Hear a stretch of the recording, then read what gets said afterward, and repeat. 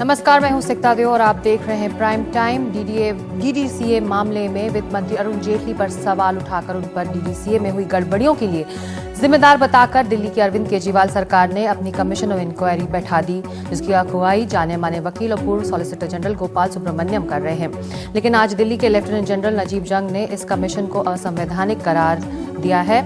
LG ने दिल्ली सरकार को चिट्ठी लिखकर कहा है कि कमीशन ऑफ इंक्वायरी एक्ट 1952 का हवाला उन्होंने दिया है और कहा है कि इस एक्ट के मुताबिक सिर्फ केंद्र या राज्य सरकार ही बना सकते हैं ऐसे जांच आयोग। वो कह रहे हैं कि दिल्ली सरकार ना केंद्र सरकार है ना राज्य सरकार, इसलिए दिल्ली सरकार को आयोग बनाने का हक नहीं है। दिल्ली सरकार का आदेश गैर कानूनी है। दरअसल केंद्र या राज्य सरकारों के आयोग बनाने को लेकर कमीशन ऑफ इंक्वायरी एक्ट 1952 का जो जिक्र हो रहा है, उसके मुताबिक सक्षम सरकार लोक महत्व के मुद्दे पर आयोग का गठन कर सकती है, बशर्ते संसद या विधानसभा में प्रस्ताव पारित कर अधिसूचना जारी किया जाए। आयोग जांच के लिए केंद्रीय एजेंसी या अफसर का इस्तेमाल कर सकता है। इसके लिए संबंधित सरकारों की आपसी सहमति होनी चाहिए। अब टकराव का मुद्दा सक्षम सरकार को लेकर है, क्योंकि आयोग बनाने का हक सिर्फ केंद्र या राज्य सरकार के पास है, जबकि दिल्ली को अभी पूर्ण राज्य का दर्जा नहीं मिला है। जाहिर है ये एक संवैधानिक और कानूनी मसला है जिसमें बहस की खासी गुंजाइश दिखती है। इस पूरे मामले में अरविंद केजरीवाल ने ट्वीट करके कहा है कि दिल्ली सरकार की ओर से गठित डीडीसीए जांच आयोग कानून और देश के संविधान के दायरे में है। दिल्ली सरकार केंद्र की राय मानने को बाध्य नहीं है। आयोग काम करता रहेगा। अगर एलजी, गृह मंत्रालय या पीएमओ को आपत्ति है तो वो कोर्ट जा सकते हैं। सिर्फ कोर्ट का आदेश ही हम मानेंगे। जाहिर है अब नजीब जंग और केजरीवाल सरकार के बीच टकराव की एक नई जमीन तैयार हो गई है। लेकिन सवाल ये भी है कि जब केंद्र सरकार ने इस कमीशन को गैर कानूनी करार दिया है तो जांच के लिए सहयोग कैसे मिलेगा। शुरू करते हैं प्राइम टाइम। हमारे साथ है संबित पात्रा, प्रवक्ता है बीजेपी के, आशुतोष, प्रवक्ता है आम आदमी पार्टी का, साथ ही वरिष्ठ वकील संजय हेगड़े। संबित पात्रा, पहला सवाल आपसे, बिना चीखे चिल्लाए हम ये बहस आज करने की कोशिश करेंगे।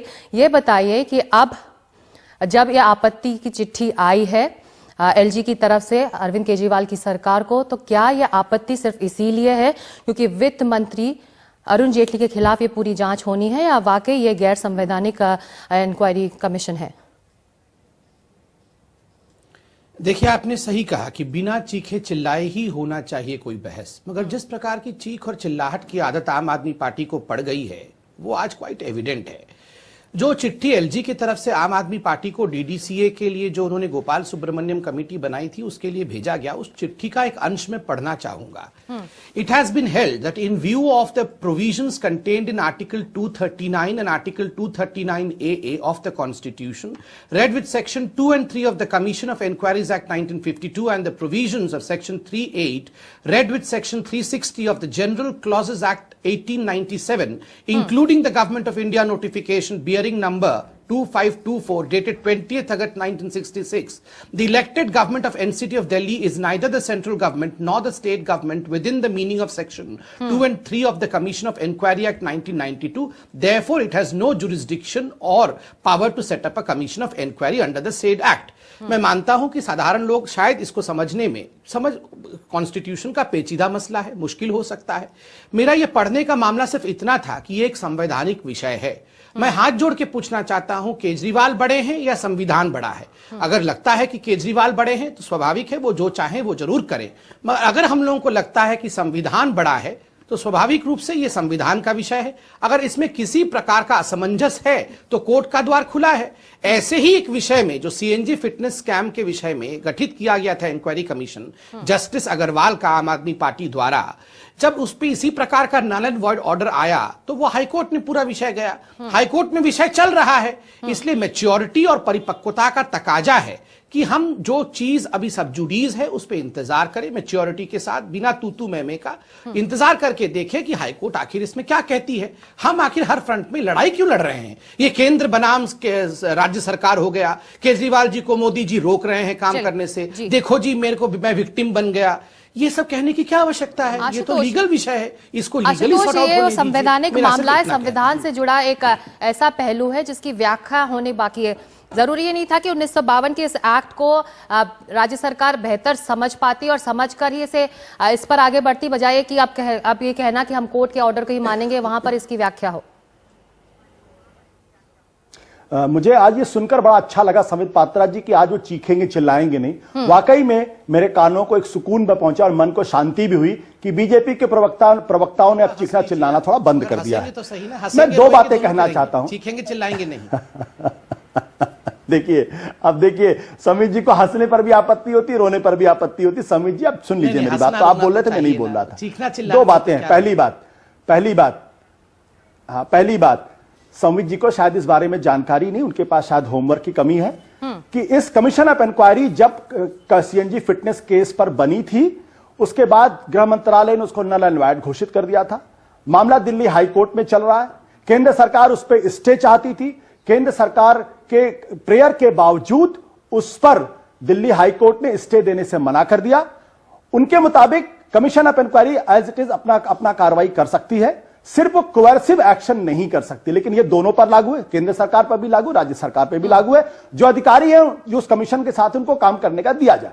ऐसी स्थिति में जब मामला अदालत के अंदर है तो केंद्र सरकार के पास एक कतई अधिकार नहीं है कि वो किसी कमीशन ऑफ इंक्वायरी जो गठित हो रही है उसको नल एंड वॉइड करे। यह अधिकार सिर्फ कोर्ट के पास है। पहला फैक्ट। दूसरी बात, शीला दीक्षित के जमाने में आर्य अनाथालय का मामला था दरियागंज पे।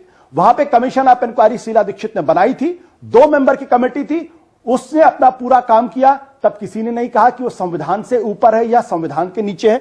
तीसरी, मैं एक चिट्ठी आपको पढ़ने के सुना देता हूं। जब ऐसा एक मामला खड़ा हुआ था बहुत पहले केंद्र लेफ्टिनेंट गवर्नर के अधिकारों के मसले पर, तब उस वक्त के गृह मंत्री थे पी चिदम्बरम। 31 जनवरी 2011 की चिट्ठी मेरे पास है और उसको मैंने अंडरलाइन कर दिया है, जिसमें लिखा हुआ है the lieutenant governor is bound to act on the aid and advice of the government of NCT of Delhi. यानी सिर्फ 3 मसले हैं जिस पर लेफ्टिनेंट गवर्नर साहब का एड एंड एडवाइस काम नहीं करेगा, बाकी मसले पर मुख्यमंत्री के एड एंड एडवाइस मानने के लिए वो बाध्य हैं। पहला लैंड, दूसरा लॉ और तीसरा पब्लिक ऑर्डर।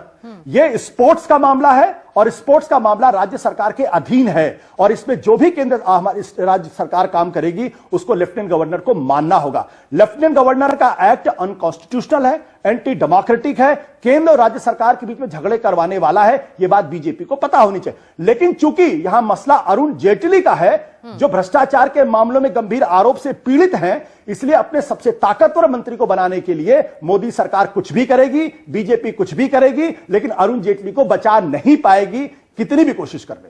संजय हेगड़े, इस मुद्दे पर एक बार फिर लग रहा है कि केंद्र सरकार और केजरीवाल सरकार आमने सामने है, लेकिन क्या ये पूरा मामला 1952 के उस एक्ट की पूरी तरह से व्याख्या नहीं होने की वजह से हो रहा है, जिसमें स्टेट को अधिकार है, केंद्र को अधिकार है, लेकिन क्योंकि दिल्ली फुल फ्लेजेड स्टेट नहीं है और इसको लेकर क्या पोजीशन है, इसको लेकर कंफ्यूजन है, तभी ये पूरा मसला खड़ा हो रहा है?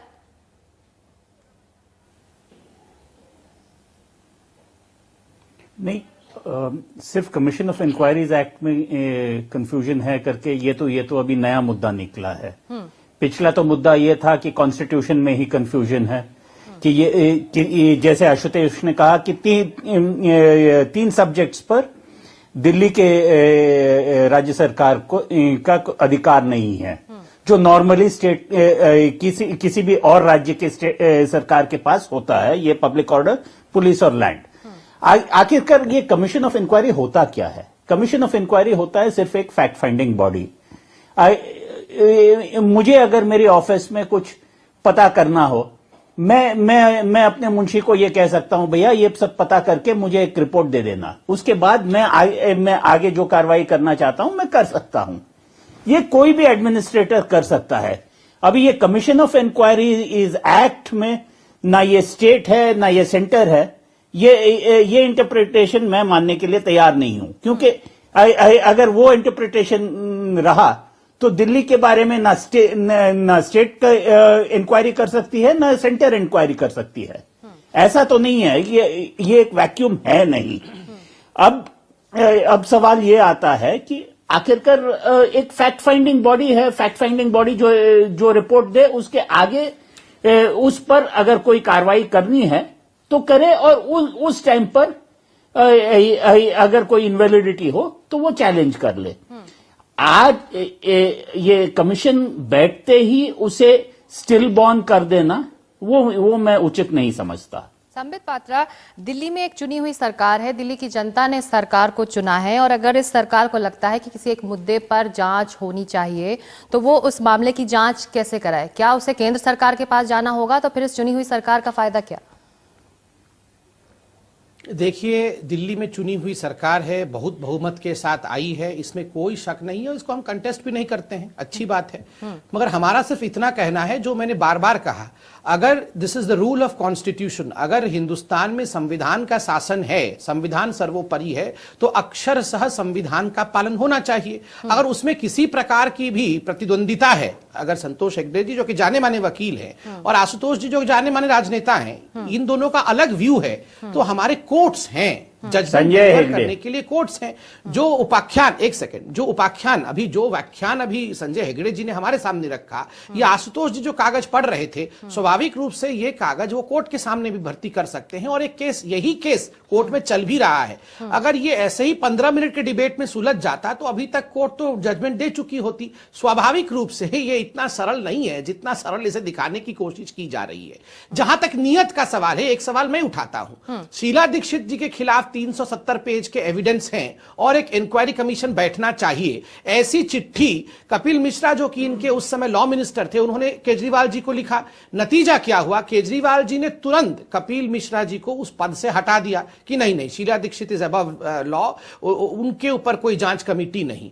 मैं यही जानना चाहता हूं कि आखिरकार जो आप मैंडेट के साथ आए थे, आपने तो वोट मांगा था कि शीला दीक्षित के लिए हम क्या क्या कर देंगे, जेल भी भेज देंगे, वो कहां हो गया? वो आपने एक मंत्री को हटा दिया। मंत्री को इसलिए हटा दिया क्योंकि उन्होंने शीला दीक्षित के लिए कमीशन ऑफ इंक्वायरी बैठाने की बात की। तो ये सब बातें भी ध्यान में रखना चाहिए। पर संबित पात्रा, अरविंद केजरीवाल कह रहे हैं कि केंद्र सरकार, एलजी, गृह मंत्रालय चाहे जो करे, ये कमीशन अपना काम करता रहेगा। नहीं, ये तो देखिए, वो तो ऑटोक्रेट है ही, वो तो खुद ही कहते हैं। मैं क्यों कहूं? अरविंद केजरीवाल जी ने खुद ही कहा है कि आई एम एन ऑटोक्रेट, मैं तो ऐसा करता हूं, जो भी संविधान में लिखा होता है तो क्या हो गया, मेरे को जो मन में वो करूंगा। उदाहरण दे रहा हूं, सबके चैनल में एक एडवर्टाइजमेंट चल रहा है, मफलर वाला एडवर्टाइजमेंट।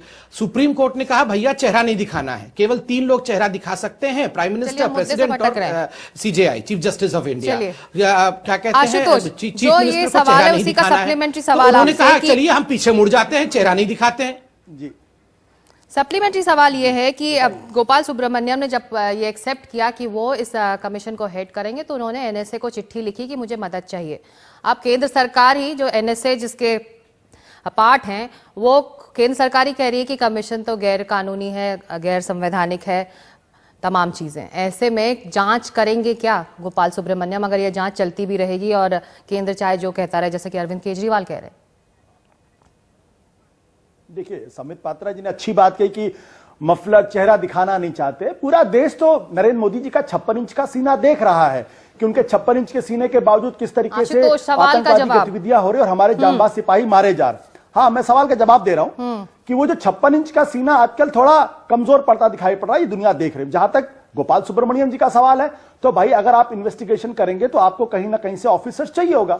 वो उन्होंने कहा कि सेंट्रल गवर्नमेंट खुद ही दे दे, ताकि कल ये आरोप ना लगे कि भाई इन्वेस्टिगेशन में किसी तरीके की बायसनेस थी और उसमें किसी तरीके से अरुण जेटली को बचाने की कोशिश की गई। वो तो कह रहे हैं कि ईमानदारी के साथ उन्होंने कहा है कि हम पब्लिक हियरिंग करेंगे और अगर अरुण जेटली जी कॉन्फिडेंट है तो जनता के सामने आए, सारी क्रॉस क्वेश्चनिंग होगी, पूरी दुनिया टीवी के ऊपर देखेगी। अरुण जेटली जी बड़े काबिल वकील हैं, हमें लगता है बड़े सक्षम तरीके से अपने आप को डिफेंड कर ले, तो डर क्यों रहे हैं? मेरा सवाल तो ये है, क्योंकि कुछ दिनों पहले जो विसिल ब्लोअर हमारे पास आया था, उन्होंने साफ तौर पे कहा था कि अरुण जेटली जी ने डीडीसीए की बैठक पदाधिकारियों की बुलाई और कहा कि दिल्ली का पुलिस कमिश्नर तो हमारा आदमी है, एफआईआर दर्ज नहीं होने देंगे, जांच नहीं हो पाएगी। लेफ्टिनेंट गवर्नर हमारा आदमी है, कमीशन ऑफ इंक्वायरी बनने नहीं देंगे। और वो सारी बातें सच साबित हो रही। तो मैं कह रहा हूं अरुण जेटली भाग क्यों रहे डीडीसीए घोटाले से? अगर हिम्मत है, अगर दम है, 56 इंच के सीने की बात है, तो पब्लिक का सामना करें, क्यों हट रहे हैं?